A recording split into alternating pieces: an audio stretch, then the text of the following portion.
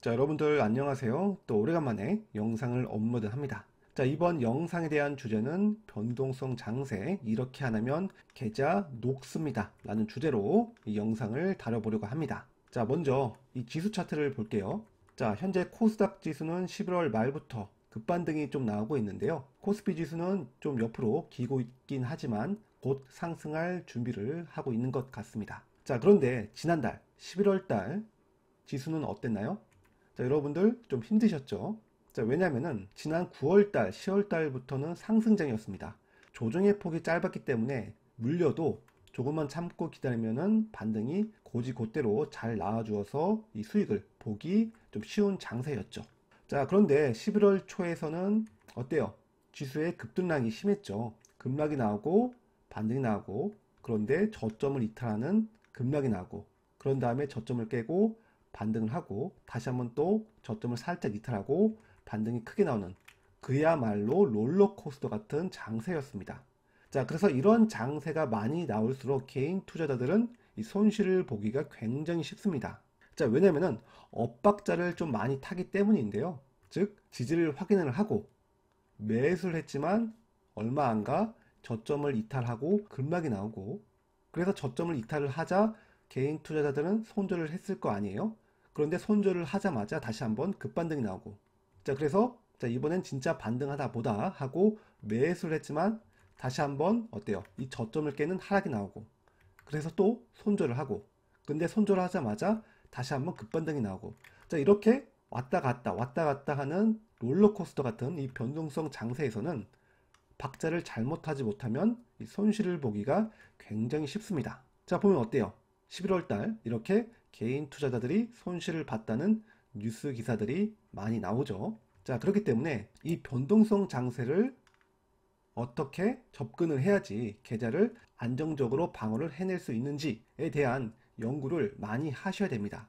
준비가 되어 있는 분들이라면 충분히 이 구간에서 큰 수익을 내거나 또는 안정적으로 계좌를 방어해낼 수 있겠지만은, 그럴 준비가 되어 있지 않은 사람들은 대부분 그동안 벌어둔 수익을 전부 다 이 변동성 장세에 까먹기 쉽습니다. 자, 그래서 이번 내용에 대한 주제, 이 변동성 장세에 어떻게 대응을 해야 하는지에 대해서 다뤄보려고 합니다. 자, 아시겠죠? 자, 먼저 이 본론으로 넘어가기 전에 이 변동성 장세가 언제 오는지 예측하는 것이 굉장히 중요하겠죠. 자, 여기서 저만의 팁을 설명드린다면은 RSI 지표에서 이렇게 과매수권 영역에 도달을 하게 되었을 때 저는 일반적으로 보유 비중의 절반은 현금으로 남겨둡니다. 풀 비중으로 들어가지가 않아요, 이 과매수권 상태에서는. 왜냐면은 이렇게 상승장에서 지수가 쭉 올라갔을 때 언제든지 이렇게 급락이 나올 수 있기 때문입니다. 자, 그래서 이런 급락이 나오게 되었을 때 남아있는 절반 현금을 가지고 급락이 나왔을 때 분할 매수를 하면서 평균 단가를 낮추고, 그리고 반등 시 크게 수익을 볼 수가 있겠죠. 또는 비중을 축소를 하거나 그렇게 대응을 하는 것입니다. 과매수권 상태에 있을 때는 보유 비중의 절반 현금은 남겨두시는 것이 좀 좋지 않을까 합니다. 여태까지 제가 살아남았던 방법이에요.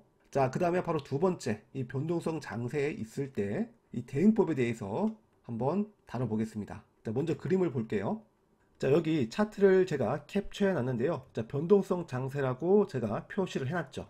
자, 보통 대부분의 종목들은 이 변동성 장세에 접어들었을 때 이 지수의 흐름을 거의 다 따라가게 되어 있습니다. 자, 그렇기 때문에 종목들의 흐름을 보게 되면은 반등이 나올 것도 반등이 제대로 나오지도 못하고, 즉 큰 반등이 나오지도 못하고 일정 부분 반등이 나오고 다시 한번 저점을 이탈을 하고, 그런 다음에 또다시 반등이 나오고 또다시 저점을 이탈을 하고, 자, 이렇게 계단식 하락하는 형태가 굉장히 많이 나오게 됩니다. 자, 그런 장세에서 어떻게 대응을 하는지 한번 자세히 볼게요. 자, 간단하게 보겠습니다. 자, 주가가 이렇게 움직인다고 가정을 해볼게요. 자, 그런 상태에서 내가 변동성 장세를 모르는 상태에서 주가 하락 시 매수를 했다고 가정을 해볼게요. 자, 그런 상태에서 시장이 변동성 장세이구나 라고 느꼈을 때는 바로 매도를 해주셔야 되는데, 매도하는 방법은 간단합니다. 자, 일단 이 주가의 이 최고가와 최저가를 설정을 합니다. 자, 그런 상태에서 이 최고가와 최저가의 중간 구간을 이렇게 차트에 표시를 해 놓습니다. 그런 다음에 이번에는 최고가와 최저가의 3분의 1 구간을 차트에 표시를 해 놓습니다. 자, 이렇게 3분의 1 구간과 2분의 1 구간이 차트에 표시가 되어 있죠. 즉, 이 구간이 최소 기본 반등폭 구간입니다. 자, 그러니까 일반적으로 반등이 나올 수 있는 최소한의 폭이라고 보시면 돼요. 자, 그래서 주가가 이 최소 기본 반등폭에 오게 되었을 때 바로 매도를 하여 주시면 되겠습니다. 간단하죠? 자, 물론 주가가 3분의 1 구간까지 살짝 올라가고 내려오게 되었을 때 그때도 마찬가지로 이 3분의 1 구간에서 일부 비중을 축소하는 편이 좋고, 그리고 이 주가가 최저가를 이탈하게 되었을 때는 당연히 손절을 해 주셔야 됩니다. N자형 하락으로 이 추가 하락이 나올 수 있기 때문이죠. 자, 물론 이 주가가 반등을 하는데 반등이 3분의 1 구간까지 오르지도 못하고 이렇게 기간적으로 길게 횡보를 하게 되는 수가 있습니다. 자, 그럴 때는 데드라인을 정하는 겁니다.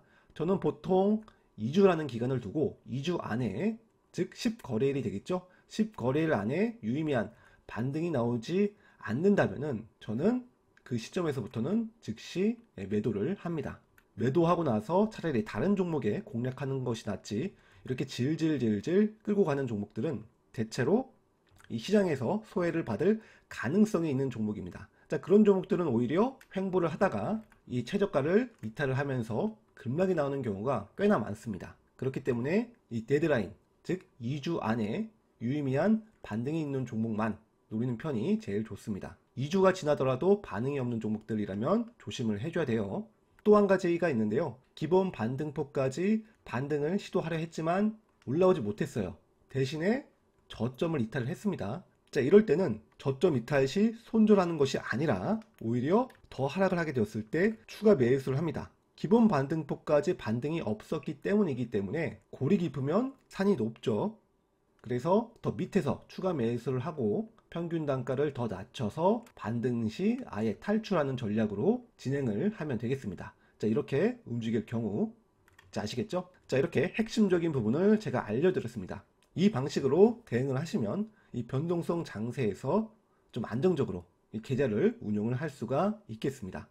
간단하죠? 자, 그럼 예시 종목을 한번 보겠습니다. 자, 소프트캠프라는 이 종목인데요.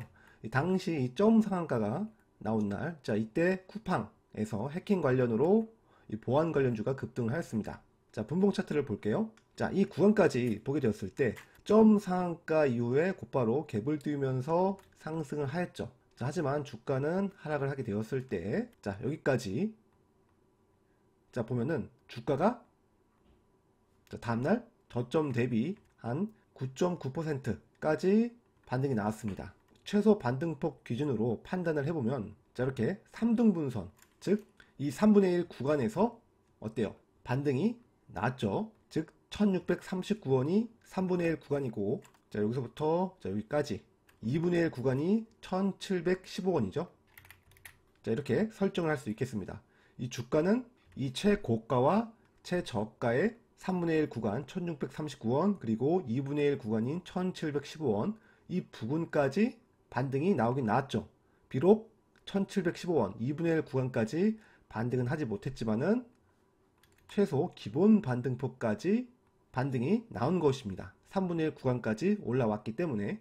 자, 그래서 이 소프트캠프라는 종목을 보게 되었을 때 대체로 이 상한가의 종가가 깨지는 구간에서부터 매수를 하였더라면은 반등 시, 즉 3분의 1 구간에서 바로 이 구간에서 매도를 하여 주셔야 됩니다. 만약에 매도를 하지 못했을 경우 이 저점 이탈 시 이 손절을 해 줘야 되겠습니다. 저점을 이탈하고 나서 주가는 이렇다 할 반등 없이 어때요? 계속 하락을 하게 되었죠.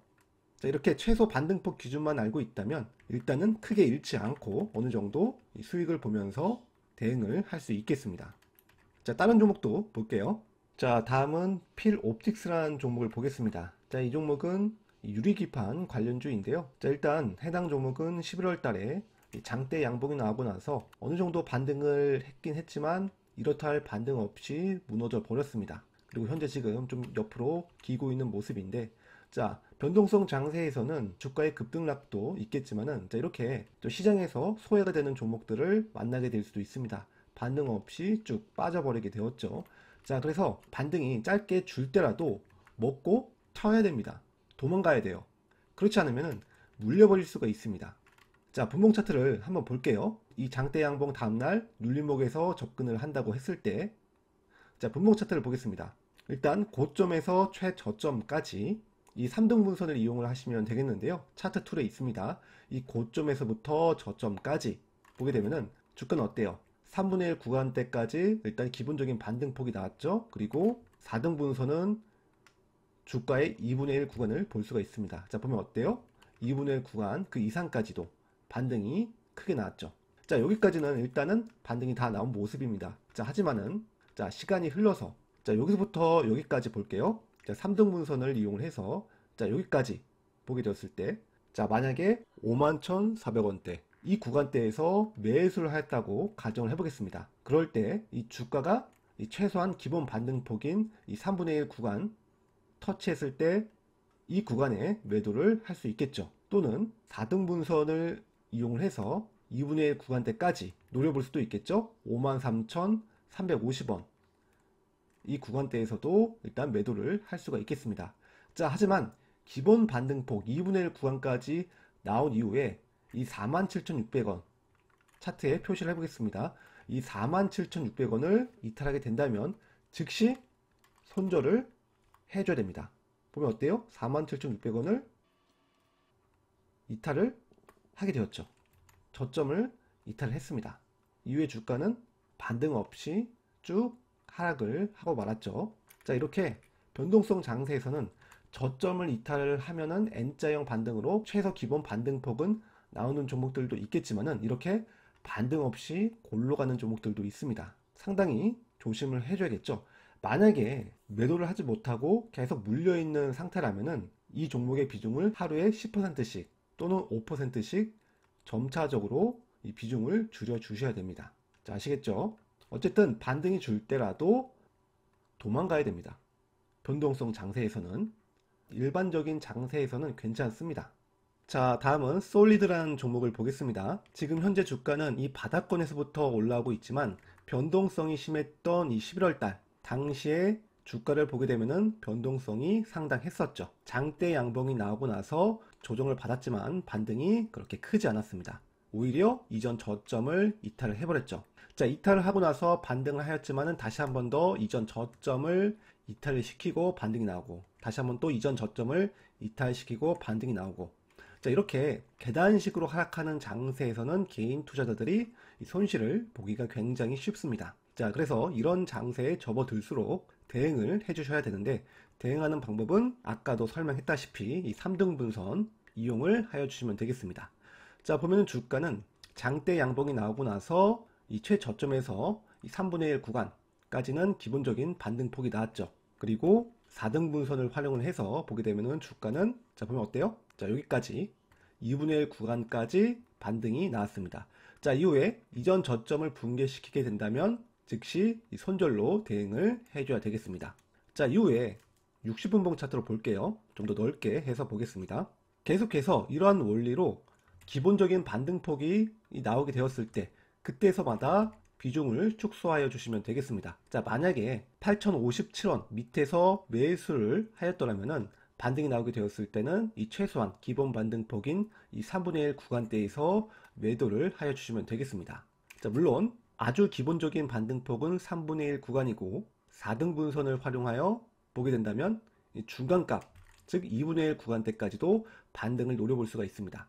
자, 그러나 웬만해서는 이 3분의 1 구간대까지 반등이 나오게 되었을 때 그때서부터 비중을 축소하는 편이 좋습니다. 2분의 1 구간대까지 반등이 안 나오는 종목들도 상당히 많기 때문에 이 최소한 기본 반등폭 이 3분의 1 구간대에 터치를 하였을 때부터 매도를 하는 것이 좋습니다. 일단 반등이 줄 때 먹고 튀는 편이 제일 좋습니다.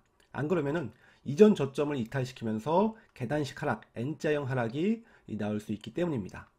자, 아시겠죠? 자, 이런 점만 지켜주신다면은 이 변동성 장세가 언제든 다시 한번 나오게 되었을 때 제가 말했던 대로 줄 때 먹고 나오는 즉 방망이를 좀 짧게 잡고 대응을 할 때도 좀 더 이 저점을 이탈하게 되었을 때 비중을 축소하는 전략으로다가 진행하시면 되겠습니다. 자, 아시겠죠? 자, 그럼 오늘 내용은 이것으로 마치겠습니다. 자, 그리고 제 블로그에서도 관련 칼럼을 작성을 하였습니다. 자, 좀 더 영상보다 자세한 내용을 기입을 했는데요. 이 관심 있으신 분들은 제 블로그 방문해 주시면 될 것 같습니다. 자, 그럼 이것으로 영상을 마치겠습니다. 매수 주문이 체결되었습니다. 더 갈 줄 알고 따라 샀는데 사자마자 귀신같이 하락한 경험 한 번쯤 있으시죠? 또는 눌림목자리라고 생각하고 매수했다가 끝도 없이 흘러내려서 손절도 못한 채 계속 방치하시거나 결국엔 크게 손절하고 나서 정말 힘드셨던 적 있으실 겁니다. 저도 똑같았습니다. 그래서 저는 지난 5년 동안 급등주 데이터 약 12,500개를 엑셀에 하나하나 직접 정리해서 통계를 냈고요. 그걸로 통계 기반 계산기를 만들었습니다. 이 계산기에 시작점과 최고점만 입력하면 과거 통계상 반등이 가장 많이 나온 구간은 물론 비중을 얼마나 실어야 할지까지 몇 초 만에 한눈에 볼 수 있습니다. 자, 정말 통할까요? 한번 보시죠.